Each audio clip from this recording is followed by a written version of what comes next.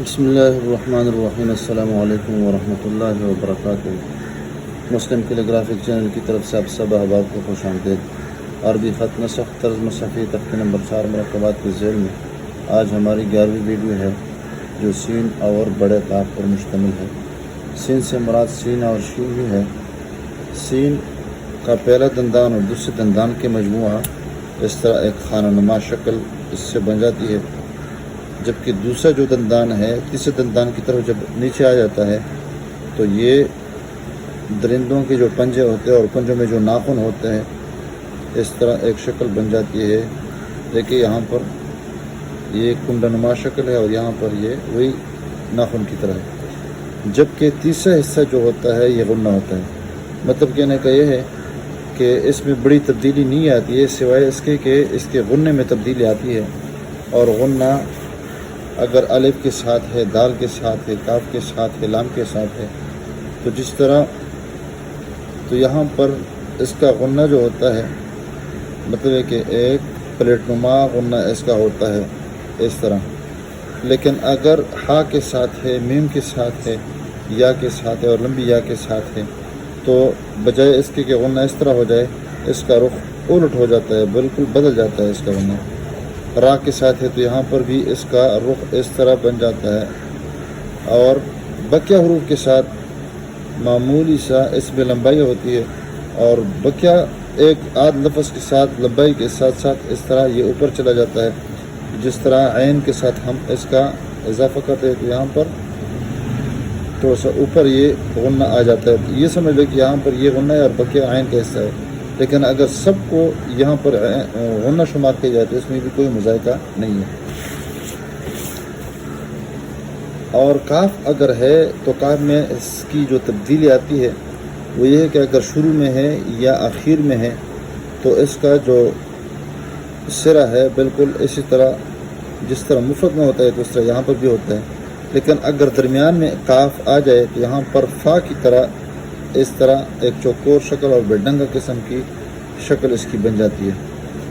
البتہ یہ ہے کہ اگر درمیان میں ہے تو اس کا غنہ ختم ہو جاتا ہے، اس طرح اگر شروع میں ہے تو اس کا غنہ ختم ہو جاتا ہے، لیکن اگر آخر میں ہے تو اس کا غنہ باقی بھی رہتا ہے اور سرا بھی باقی رہتا ہے۔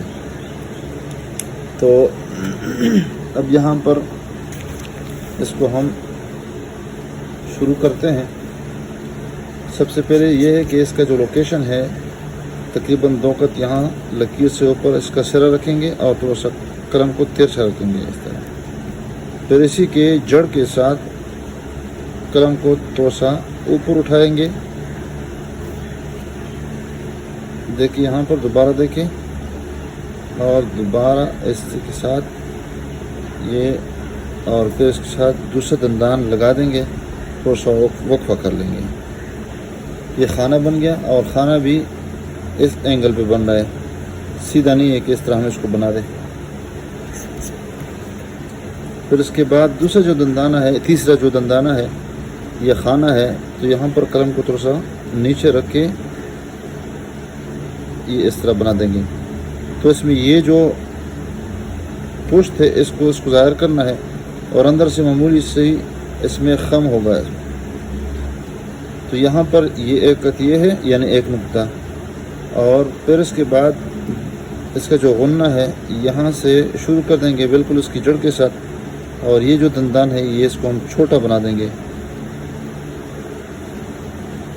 تو یہ جو غنہ ہم بنا دیتے ہیں نیچے سے اگر اس کی ہم پیمائش کر لے تو یہ 3 قط آ جائے گی، تو اس کو ہم نے 3 نقطے تک اس کو آگے کھینچنا ہے، اور پھر اس کے بعد ہم نے اس کے اوپر سرا بنانا ہے، اور سرا بھی ہم نے چھوٹا بنانا ہے تاکہ اس میں معمولی سے یہ جو سوراخ ہے معمولی نظر آئے۔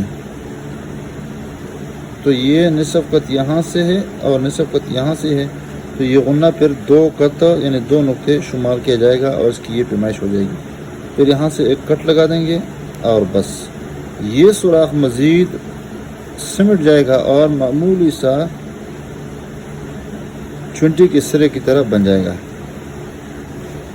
پھر اس کے بعد ہم نے اس کا جو غنہ ہے اس کو مزید اس کو آگے پھیلانا ہے، یہ 2 قط، ایک قط یہاں جائے گا، اور پھر دوسرا نقطہ لگا کے اس کا جو بیضہ ہے، اس کا جو انڈا ہے اس کو نیچے کی طرف لے کے آئیں گے، جو ہی یہ آ جائے گا اور زمین پہ لگے گا تو اس کے بعد ہم اس کو سمیٹنے کی کوشش کر دیں گے اور یہاں سے پھر ہم اس کا غنہ اوپر لے جائیں گے تو یہ کنڈا نما شکل اس کی بن جائے گی۔ اندرونی جو پیمائش ہو جائے گی وہ 3 قط یا 3 نقطے اس کی پیمائش ہو جائے گی۔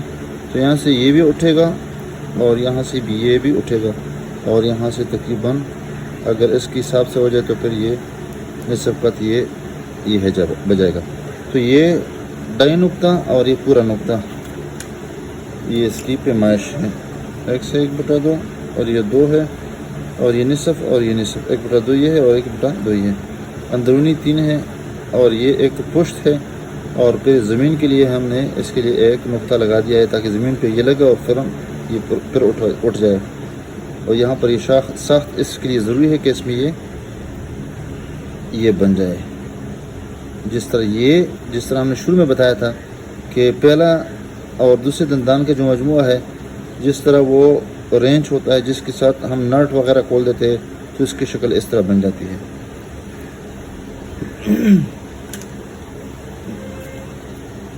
کٹ پن کے ساتھ ہم نے کس طرح کرنا ہے وہ بھی یہی طریقہ ہے اور ہم اکثر و بیشتر کہا کرتے ہیں کہ اس پہ ہم نے زیادہ مشق کرنی ہے۔ دیکھیں یہاں پہ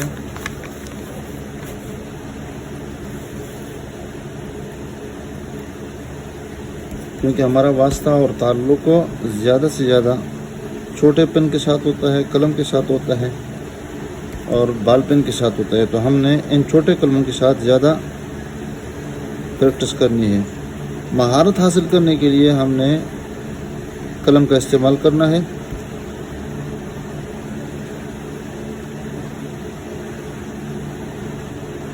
دیکھیے یہاں پہ پھر اس کے بعد یہ دندان چھوٹا ہو جائے گا اور پھر اس کو ہم کھینچیں گے، یہ 3 قط بن جائے گا اور پھر یہ تھوڑا سا اوپر اٹھا دیں گے تو یہ اس طرح بن جائے گی شکل یہ، اور پھر ایک نقطہ اس کے لیے نیچے لگا دیں گے تاکہ اس کا غنہ اور اس کا جو ہوز ہے یہ اوپر آ جائے۔ تو وہی 1.5 قط نقطہ اور یہ پورا نقطہ اور یہ 2 نقطے اور اس میں وہی شکل اور اندرونی جو ساخت ہوگی وہ 3 قط ہوگی۔ تو یہاں پر اس کے اوپر آپ زبر بھی لگا سکتے ہیں اور یہ سکون بھی لا سکتے ہیں۔ مارکر کے ساتھ بھی یہی طریقہ ہے، دیکھیں آرام سے لگا دیں گے اور پھر یہ تھوڑا سا یہ بنا دیں گے۔ دیکھیں دوبارہ میں بنا دیتا ہوں، یہ دیکھیں یہ تاکہ یہ شکل اس میں برقرار رہے اور پھر اس کو ہم تھوڑی سی گولائی دے کے اس کے اوپر کاغذ کا سرا لگا دیتے ہیں اور یہ ٹک لگانا ضروری ہوتا ہے تاکہ یہ جو سوراخ ہے یہ سمٹ جائے اور چھوٹا بن جائے۔ یہ دیکھیں یہاں پر اور یہ ہو رہا ہے۔ بال پن کے ساتھ اگر لکھنا ہے تو وہ بھی یہی طریقہ ہے اور اس پہ زیادہ پریکٹس ہم نے کرنی ہے اور مرحلہ وار ہم نے لکھنی ہے، ایک ہی قلم کے ساتھ ہم نے کوشش نہیں کرنی ہے۔ دیکھیں یہاں پر قلم کو تھوڑا سا دبا کے ہم نے استعمال کرنا ہے بال پن کو۔ دیکھیں یہ 2 نقطے، یہ نقطہ اور 1.5 اور پھر یہ 3 اور یہ وہی شکل اور یہ اس میں یہ شکل اور اس میں ناخن نما شکل اور یہ پھر سیدھا پلیٹ نما یہ شکل ہم نے بنانی ہے۔ امید ہے آپ ویڈیو پسند فرمائیں گے۔ ویڈیو دیکھنے کا بہت بہت شکریہ۔ السلام علیکم ورحمۃ اللہ وبرکاتہ۔